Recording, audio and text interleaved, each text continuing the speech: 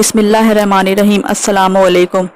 دنیا میں کئی ایسی عظیم شخصیات گزری ہیں جو ظاہری طور پر آج ہم میں موجود نہیں، لیکن اپنی بہترین صلاحیتوں اور کارناموں کی وجہ سے آج بھی لوگوں کے دلوں میں زندہ ہیں۔ آج ہم آپ کو دنیا کے چند ایسی ہی عظیم شخصیات کے موت سے پہلے کہے گئے آخری الفاظ کے بارے میں بتائیں گے۔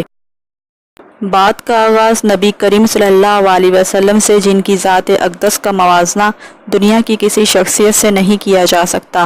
نبی کریم صلی اللہ علیہ وسلم پوری انسانیت کے لیے رحمت بن کر آئے اور ہمارے جان و مال کروڑوں بار اپنی نبی کریم صلی اللہ علیہ وسلم پر قربان۔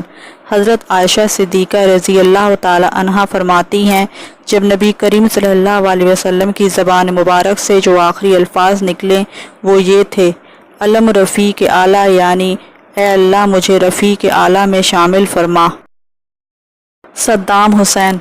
عراق پر 20 سال سے زائد عرصے تک حکمرانی کرنے والے عامر صدام حسین کو امریکہ نے پھانسی کے ذریعے موت دی تھی۔ صدام حسین پھانسی گھاٹ پر پہنچنے کے بعد پھانسی لگنے سے قبل کلمہ طیبہ پڑھ رہے تھے اور یہ کلمہ مکمل نہ ہو سکا۔ یہی صدام حسین کے آخری الفاظ بھی تھے۔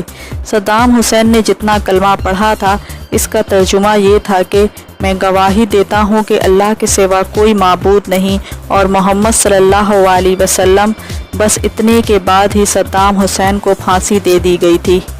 ذوالفقار علی بھٹو۔ پاکستان پیپلز پارٹی کے بانی ذوالفقار علی بھٹو کو پھانسی کے ذریعے موت دی گئی تھی، لیکن جب پھانسی سے قبل وصیت تحریر کرنے کے لیے پوچھا گیا تو ان کا جواب تھا کہ میں نے کوشش تو کی تھی لیکن حالات چونکہ بہت زیادہ منتشر تھے اس لیے ایسا نہیں کر سکے اور کاغذات کو جلا دیا، اور یہی الفاظ ذوالفقار علی بھٹو کے آخری الفاظ تھے۔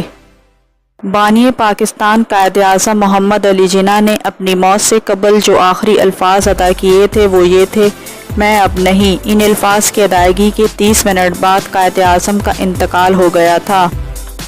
لیاقت علی خان پاکستان کے پہلے وزیر اعظم تھے، لیکن بدقسمتی سے زندگی ان کے ساتھ وفا نہ کر سکی اور 1951 میں ایک جلسے کے دوران فائرنگ کر کے شہید کر دیا گیا۔